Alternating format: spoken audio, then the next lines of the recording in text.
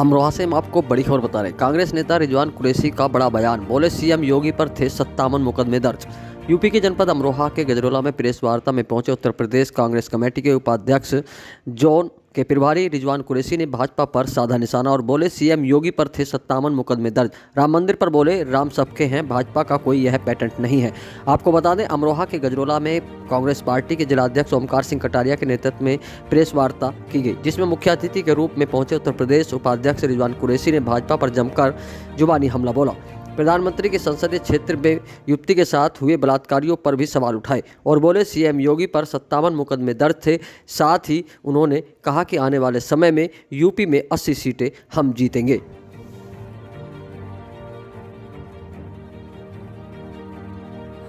इस short notice पर आप लोग हमारे लिए इकट्ठे हुए, हालांकि वो जिम्मेदारी भी है आपकी, क्योंकि आप लोकतंत्र का चौथा स्तंभ हैं और आपकी जिम्मेदारी सबसे ज़्यादा है। जैसा कि आप लोग देख रहे हैं, आजकल पूरे प्रदेश में अपराध चरम सीमा पर हैं। आज हमारे आपके बीच आने का मकसद, अभी पिछले कुछ दिनों में आपने देखा होगा, माननीय प्रधानमंत्री जी के संसदीय क्षेत्र वाराणसी में IIT BHU की छात्रा का 3 लड़कों ने उसको नग्न कर करके और दुष्कर्म करने का काम किया। हालांकि हमारे प्रदेश अध्यक्ष माननीय अजय राय जी ने 2 नवंबर की ये घटना है, 3 नवंबर को ही उन्होंने ये कह दिया था कि इसमें भाजपा के कार्यकर्ताओं का हाथ है। उस पर हमारे प्रदेश अध्यक्ष पर FIR लॉन्च की जाती है, ये दुष्प्रचार कर रहे हैं। और उस छात्रा ने 8 नवंबर को उन लड़कों की पहचान CCTV फुटेज के द्वारा उसके माध्यम से कर ली थी। ऐसी कौन सी मजबूरी भारतीय जनता पार्टी की सरकार की थी, योगी सरकार की थी, कि उसको लगातार 2 महीने तक रोके रखा। और जैसा कि ज्ञात हुआ है कि उन लड़कों को, वांछित लड़कों को पहचान होने के बावजूद उनको 2 महीने के लिए प्रचार प्रसार में लगा दिया गया मध्य प्रदेश। तो ये सारी चीज़ें आपके सामने हैं। मैं फिर कहता हूं कि आपकी जिम्मेदारी हम सबसे ज़्यादा है। आपको सच का आईना दिखाना है, सरकार को भी और जनता को भी। दूसरा मामला गोरखपुर क्षेत्र का है, जहां से मुख्यमंत्री जी आते हैं। और ये मामला, जैसा कि पिछले दिनों में मैं बड़ी जिम्मेदारी से कह सकता हूं कि योगी सरकार ब्राह्मण विरोधी है। पिछले कुछ टाइम में आपने सबने देखा किस तरह से ब्राह्मणों का उत्पीड़न किया गया। उसी के अंतर्गत एक विनोद उपाध्याय नाम के कथित वांछित कहते हैं, जबकि उनका किसी भी, जहां तक हमें जानकारी मिली है, उनको किसी भी मुकदमे काफ़ी लिखे हुए हैं। मुकदमे तो हमारे मुख्यमंत्री योगी आदित्यनाथ जी पे भी लगभग 57 मुकदमे लिखे हुए थे। जैसे ही वो मुख्यमंत्री बने, उन्होंने सब अपने मुकदमे वापस ले लिए। तो मुकदमा लिखना या किसी के ऊपर मुकदमा होना, वो ये नहीं दर्शाता कि किसी को उठा करके एनकाउंटर कर दिया जाए। किसी भी मुकदमे में हमें जहाँ तक जानकारी मिली है, वो वांछित भले ही हों, इनाम की राशि भी बढ़ा दी गई थी। उसके पीछे भी बहुत बड़ा प्रकरण मैं अभी आपको बताऊंगा, क्योंकि ये विनोद उपाध्याय नाम के व्यक्ति हमेशा से योगी आदित्यनाथ के बीच में आते थे और इनके धुर विरोधी उस क्षेत्र में कहलाते थे। तो कहीं ना कहीं योगी आदित्यनाथ जी अपने धुर विरोधियों को समेटने का या हटाने का, रास्ते से हटाने का काम कर रहे हैं। और वो रास्ते से हटाने का मतलब ये गलत तरीके से हटाने का।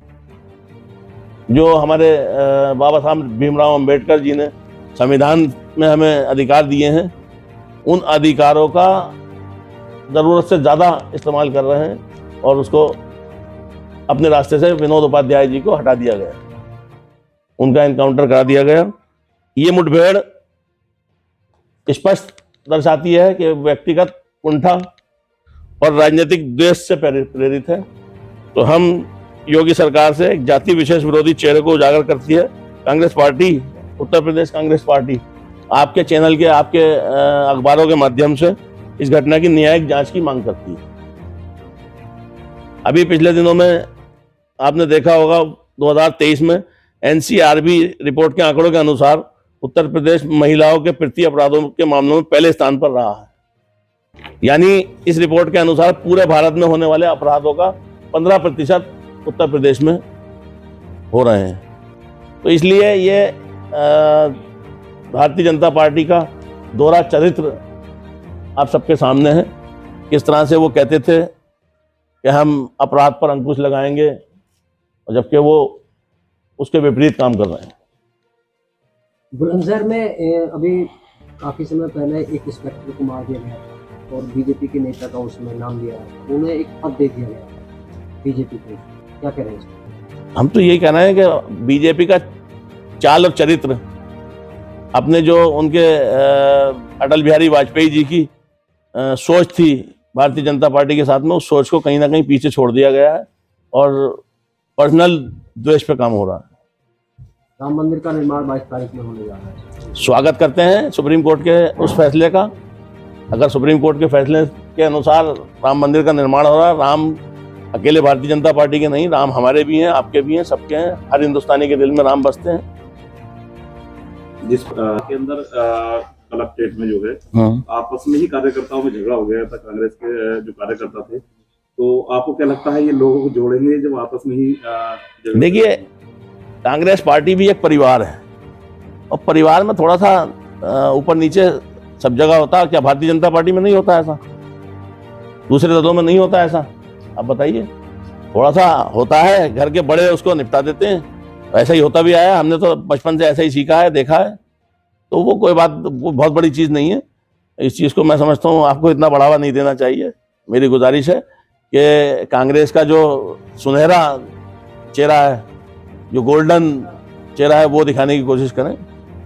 मेहरबानी होगी आप। गठबंधन हुआ था बीच में, गठबंधन में पोस्टर वार चला। हुआ था नहीं, गठबंधन है भाई, इंडिया गठबंधन मौजूद है। काफी चर्चाएं रही और उसमें लखनऊ में पोस्टर वार चला था, दोनों के आगे खींचातान आपके नेताओं और समाजवादी के नेताओं में हुआ था। आपके पार्टी की तरफ से एक बयान भी जारी हुआ था, क्या कौन अखिलेश, किस नजर से देखते हैं? बाद में देखिए ये राजनीति की बातें हैं और ये सियासत के हिस्से हैं। ये सारी चीजें राजनीति का हिस्सा है। हम बड़ी मुस्तैदी के साथ में, हमारी तैयारी 80 के 80 सीटों पर लड़ने की है। हमारे प्रदेश अध्यक्ष ने इसमें पिछले बयान भी दिया था कि हम 80 की 80 सीटों पर पूरी तरह से तैयार हैं। हमारा जो हाईकमान है, हमारा राष्ट्रीय नेतृत्व जो भी तय करेगा, हम उसके साथ में पीछे पीछे तैयार खड़े होंगे। हमेशा से दिया है।